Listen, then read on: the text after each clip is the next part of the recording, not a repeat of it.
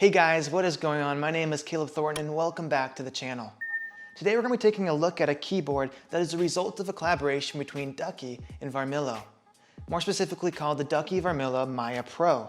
The one I have today is featuring their Moonlight keycap set, white LED lighting, and their Cherry MX red silence. Let's go ahead and get started. Out of the box, besides obviously getting the keyboard itself, it comes with a keycap puller, instruction manual, a USB Type-C cable, as well as a USB-C to a standard USB adapter, which is an interesting touch. This keyboard comes in a 65% layout, which I find to be the perfect size for me. It still greatly reduces the footprint size that a normal size keyboard would take up on your desktop, while still giving you access to those arrow keys and those shortcut keys, which I find very useful in day-to-day tasks or for work. On their website, you get a great variety of different choices with their switches between their Cherry MX black, brown, blue, red, clear, silver, and then finally their silent reds, which is what I ended up going with personally. One really nice thing to mention about this keyboard is the fact that almost any keycap set's gonna work with it. It comes with a standard bottom row, and one thing that you might notice about it that's a little bit different from some other 65% keyboard layouts is that the arrow keys are shifted over a little bit from the main set of keys, and they have a little space in it, which I find to actually be nice so you don't have to worry about fat fingering other keys while using those arrow keys. Along with that, they took down the traditional 6 shortcut keys to 4 on this.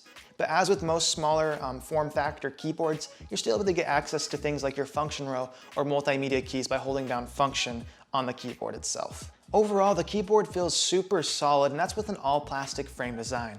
I found there to be little to no flex at all, especially in comparison to some of Ducky's older models, such as their Ducky 1-2 Mini or even their TKL, which were known for having quite a bit of flex in them. It does have a leg on each side, which allows you to adjust that incline to a higher point. I found the angle for me personally to be a little bit too steep, so it would have been nice if they included some other options for different heights of the incline.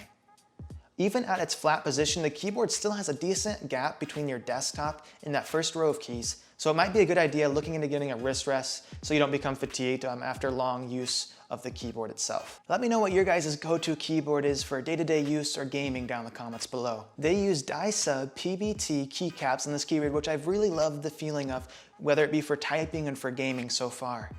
On this specific layout here, the color scheme has light gray as the main color with a more of a dark charcoal gray on the edges with some blue accents in there. For me, I was super impressed with the way it looked when it came out of the box, and it fit really well with my setup and my color scheme I have going. The stabilizers have felt really great on the keyboard so far with very little wobbling or rattling at all. Even the deep sound of the keystroke bottoming out with those red silence I picked up with it have sounded super good. I'll go ahead and give you guys a sound test now so you can hear it for yourselves.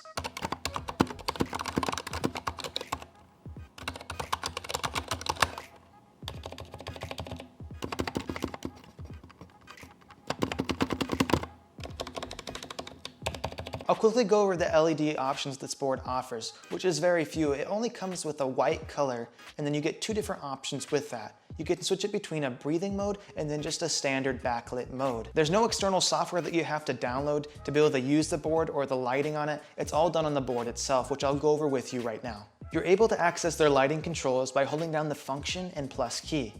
Once holding those 2 keys down, you're able to use the right arrow key to switch between their breathing or standard backlit mode. When in the standard backlit mode, you're able to use the up and down arrow keys to adjust the brightness of it or even turn it completely off if LED lighting just isn't your thing. When you're in the breathing mode, you're able to use those same up and down arrow keys, but in this case, you're using it to adjust the speed of the breathing effect. If not having a lot of LED options is going to be a deal breaker for you, there is other variations of this same board that offer a lot more in the way of LED lighting. Overall, I really love the feel, look, sound, and build quality of this keyboard. And if you're someone like me who doesn't really use your 10 key or function row very much, having this in the 65% layout has been really nice for me.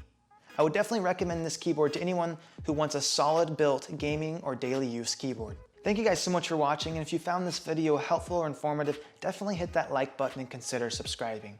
If you have any further questions about the keyboard itself or recommendations for me on how I can make these videos better for everyone watching, definitely let me know and I'll try to get back to you as soon as possible. Thank you guys.